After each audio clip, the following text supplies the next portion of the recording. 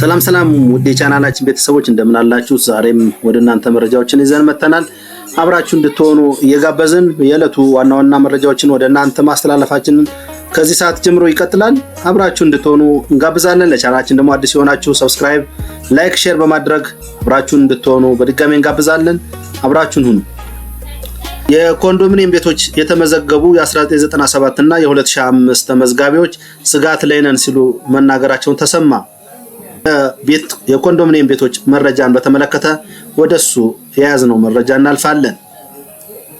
በአዲስ አበባ ከ1997 ጀምሮ ኮንዶሚኒየም ሲቆጥቡ የነበሩ ዜጎች አሁን ላይ ስጋት ላይ መሆናቸው ተነገረ። በቁጥር አነስተኛ የሆኑ የ1997 ኮንዶሚኒየም ተመዝጋቢዎችና በቁጥር ደግሞ በዛ ብለው የሚታዩት የ2005 የኮንዶሚኒየም ባለ እድል 1997 እና የ2005 የኮንዶሚኒየም እጣ የሚጠባበቁ የኮንዶሚኒየም ተመዝጋቢዎች አሁንም ስጋት ላይ ነን ሲሉ ለተለያዩ መረጃዎች ሰሞኑን በተለያዩ ሚዲያዎች የሚናፈሱ መረጃዎች እንደሚያሳዩት 1997 እና 2005 ዓ.ም ኮንዶሚኒየም ተመዝግበው የሚጠባበቁ ዜጎች አሁንም ተስፋችን ብዙም አይደለም ሲሉ ተናግረዋል። ሰሞኑን እየተናፈሰ ያለው የአዲሱ የቤተ መንግስትና የየካ ክፍለ ከተማ አካባቢ ካሉ ወረዳዎች መካከል አንቆርጫ አካባቢ ቤቶች ይፈርሳሉ፣ እነዚህ ነዋሪዎች ወደ አዲሱ የኮንዶሚኒየም ልማት ይንቀሳቀሳሉ የሚል አንዳንድ መረጃዎች እየወጡ በመሆናቸው ተመዝጋቢዎች ስጋት ላይ መሆናቸው ተናግረዋል።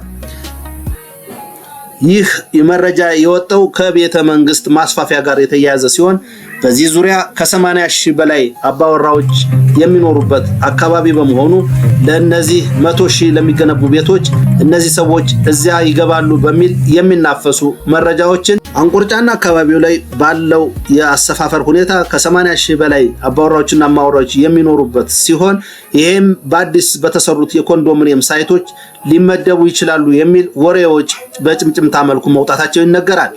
ይህ ወሬ አሉባልታ ይሁን እውነት ያልታወቀ የቤቶች ልማት ተመዝጋቢዎች ይህንን እንዲጣራላቸው የተለያዩ አስተያየት ሰጪዎች በተለያዩ ሚዲያዎች ላይ ሐሳባቸውን እያጋሩ ይገኛል። ለኛም በቻናላችን ኮሜንት ሴክሽን እና በተለያዩ የቴሌግራም እና ፌስቡክ አድራሻችን በተጠየቅነው መሰረት የአንቆርጫ አካባቢ ማህበረሰብ ሲነሳ በዚህ ለ1997 እና ለ2005 የኮንዶሚኒየም ተመዝጋቢዎች እጣ ለሚጠባበቁት ለነሱ የተሰሩ ቤቶች ላይ ይገባሉ የሚል ጥያቄ አቅርበዋል። በተለያየ መረጃ ባጣራ ነው መሰረት የ1997 እና የ2005 ኮንዶሚኒየም የሚጠባበቁ ዜጎች መንግስት አሁን ላይ ከሚያሰራቸው 100 ሺህ ቤቶች መካከል የተጠናቀቁ እስከ 28 ሺህ ቤቶች ላይ አዲሱን የአንቆርጫና አካባቢው ማህበረሰብ እንደማያሰፍር ከውስጥ ያገኘናቸው መረጃዎች ያመለክታሉ። ከዚህ ይልቅ ማህበረሰቡ ራሱን ችሎ አካባቢው ቦታ ተሰጥቶት ወይም በመሬት አስተዳደር በኩል መሬት እየተሰጣቸው እሱን አልምተው እንደሚሰጡና የካሳ ክፍያ እንደሚሰጣቸው መረጃዎች እየወጡ ነው።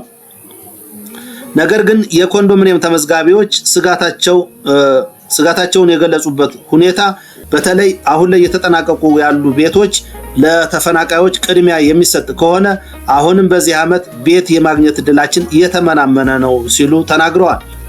ነገር ግን ከመንግስት አንዳንድ ምንጮች የምናገኛቸው መረጃዎች እዚህ አካባቢ ያሉ ሰዎችን አንድ ቦታ ማስፈር ስለሆነ ወደ ቦሌ አራብሳ አካባቢ የተለያዩ ሳይቶችን እየለዩ መሆኑን ተናግረዋል።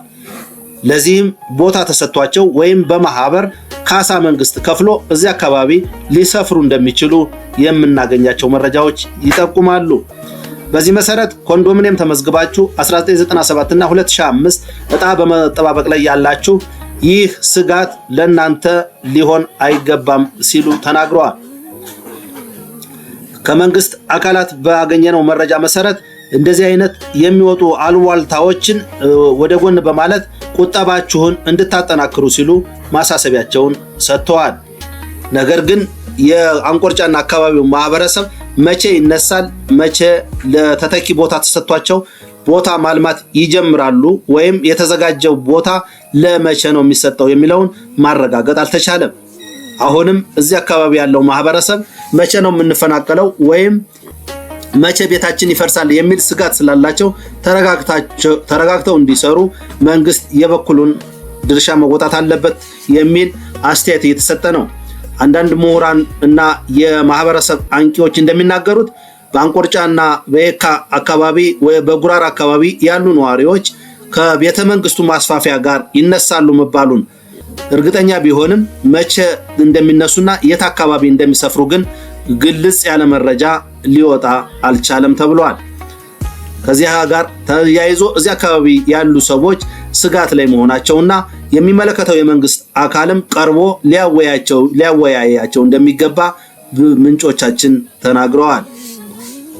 በዚህ መሰረት በየካ ወረዳ 10፣ ወረዳ 9፣ ወረዳ 11 እና ወረዳ 7 አካባቢ ያሉ ነዋሪዎች ላይ ስጋት ስለሚታይባቸው መንግስት ቀረብ ብሎ ማወያየትና ማህበረሰቡን የሚናፈሱ ወሬዎች ላይ መረጃ መስጠት አለበት ብለን እናስባለን። ጋር በተያያዘ በማህበራዊ ሚዲያ የሚናፈሱ ወሬዎች መረጃዎችን ግልጽ ማድረግ ያለበት የመንግስት አካል በመሆኑ አንቆርጫና ጉራራ ሌሎችም አካባቢዎች ከአዲሱ የቤተ መንግስት ማስፋፊያ ጋር በተያያዘ ሊፈርሱ ነው የሚሉ መረጃዎች በተለያየ መልኩ እየወጡ ነው።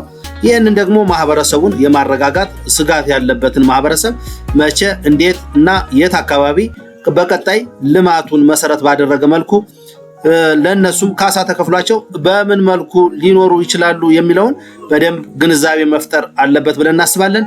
አሁን ላይ መንግስት ፕላን ቢያደርግም በትክክል መቼ ተገበራል የሚለውን ይፋ እስካላደረገ ድረስ ማህበረሰቡም ተረጋግቶ ኑሮውን መኖር እንዳለበት እንመክራለን።